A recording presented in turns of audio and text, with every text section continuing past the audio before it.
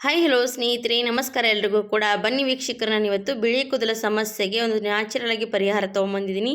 ಈ ಥರ ಕೂಡ ನೀವು ನ್ಯಾಚುರಲ್ ಆಗಿ ನಿಮ್ಮ ಬಿಳಿ ಕೂದಲೇ ಕಲರ್ ಕಪ್ಪು ಕಲರ್ ಹಚ್ತಾ ಬಂದರೆ ಸಾಕು, ತುಂಬನೇ ನ್ಯಾಚುರಲ್ ಆಗಿ ನಿಮ್ಮ ಬಿಳಿ ಕೂದಲು ಕಪ್ಪು ಕಲರ್ಗೆ ಬರುತ್ತೆ ಸ್ನೇಹಿತರೆ.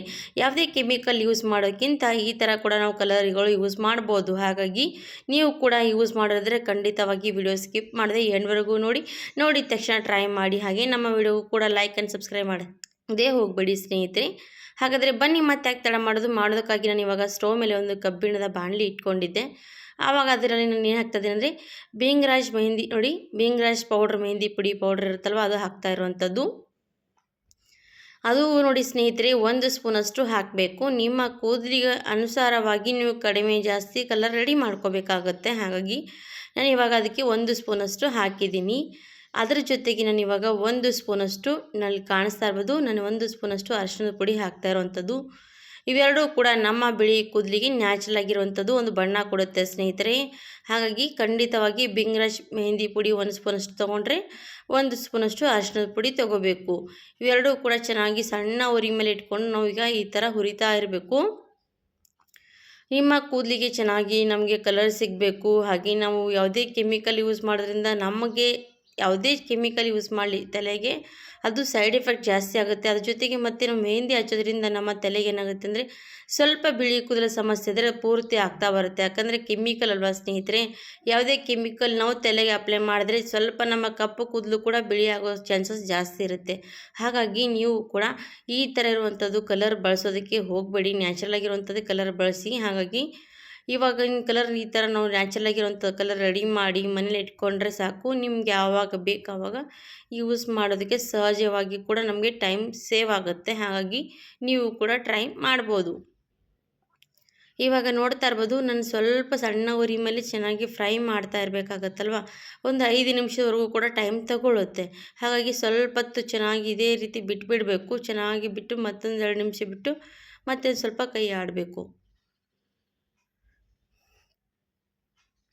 ಈ ಥರ ಏನಾರ ನಾವು ನ್ಯಾಚುರಲಾಗಿ ಕಲರ್ ಮಾಡ್ತಾ ಹೋದರೆ ಸ್ನೇಹಿತರೆ, ನಮ್ಮ ಮಕ್ಕಳಿಗೂ ಸಹಜವಾಗಿ ಕೂಡ ಬಿಳಿ ಕೂದಲ ಆದರೆ ಅವ್ರಿಗೂ ಕೂಡ ಯೂಸ್ ಮಾಡ್ಬೋದು.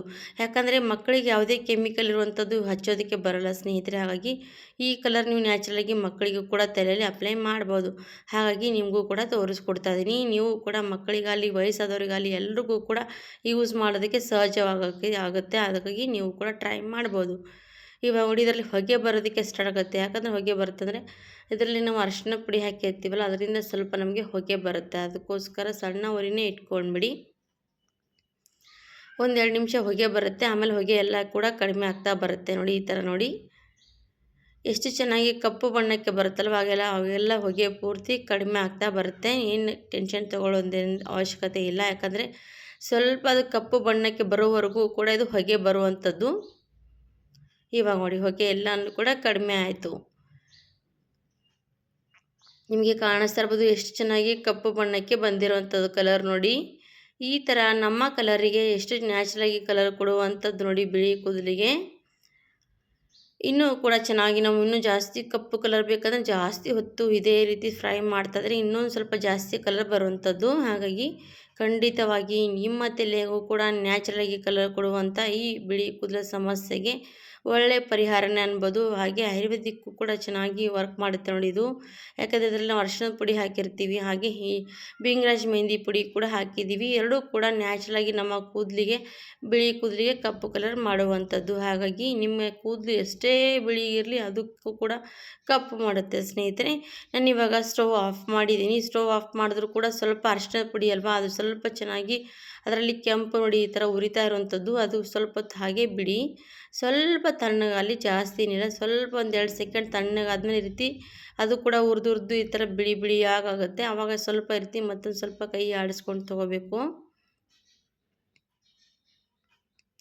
ಇವಾಗ ಇದಕ್ಕೆ ನಾನು ಕೈ ಆಡಿಸ್ಕೊಂಡು ತೊಗೊಂಡಾಯ್ತು. ಒಂದು ಬೌಲಲ್ಲಿ ಹಾಕೋಣ.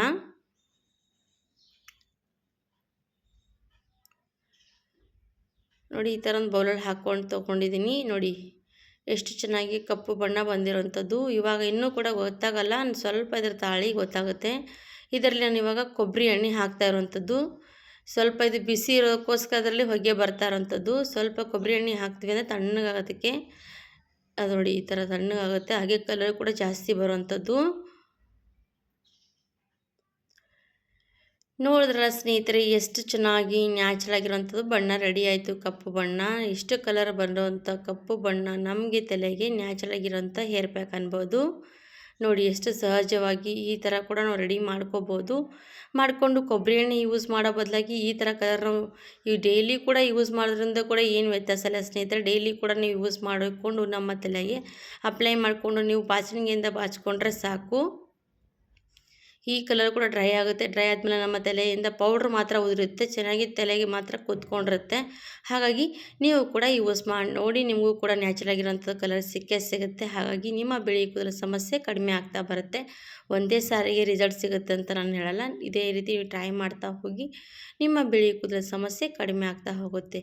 ಹಾಗಿದ್ದರೆ ತಡ ಮಾಡದೆ ಈ ವಿಡಿಯೋ ನೋಡಿದವರು ಟ್ರೈ ಮಾಡಿ ನೋಡಿ. ಈ ವಿಡಿಯೋ ಕೂಡ ಇಷ್ಟ ಆದರೆ ಫ್ಯಾಮಿಲಿ ಫ್ರೆಂಡ್ಸ್ಗೆ ಶೇರ್ ಮಾಡಿ. ಯಾರೆಲ್ಲ ಹೊಸದಾಗಿದ್ದಾರೆ ಅವರೆಲ್ಲ ನಮ್ಮ ಚಾನಲ್ಗೆ ಸಬ್ಸ್ಕ್ರೈಬ್ ಮಾಡದೆ ಹೋಗಬೇಡಿ ಅಂತ ಕೇಳ್ಕೊಳ್ತೀನಿ. ಹಾಗಿದ್ರೆ ಇವತ್ತಿನ ವಿಡಿಯೋ ವೀಕ್ಷಕರು ನಾನು ಇಲ್ಲಿಗೆ ಮುಗಿಸ್ತಾ ಇದ್ದೀನಿ. ಇದೇ ರೀತಿ ಮತ್ತೊಂದು ನ್ಯಾಚುರಲ್ ಆಗಿರುವಂಥ ಕಲರ್ ಜೊತೆಗೆ ಸಿಗ್ತೀನಿ. ಅಲ್ಲಿವರೆಗೂ ನಮ್ಮ ವಿಡಿಯೋಗಾಗಿ ಎಲ್ಲರಿಗೂ ಕೂಡ ನೋಡಿದವರು ಎಲ್ರಿಗೂ ಕೂಡ ನಮ್ಮ ವಿಡಿಯೋ ಧನ್ಯವಾದ ಸ್ನೇಹಿತರೆ. ಹಾಗೆ ನಮ್ಮ ವಿಡಿಯೋಗೂ ಕೂಡ ಸಪೋರ್ಟ್ ಮಾಡ್ತಾ ಹೋಗಿ ಅಂತ ಕೂಡ ಕೇಳ್ಕೊಳ್ತೀನಿ. ನೋಡಿ, ಕೈ ಬೆರಳು ಕೂಡ ಕಪ್ಪು ಆಗಿರುವಂಥದ್ದು. ಧನ್ಯವಾದ.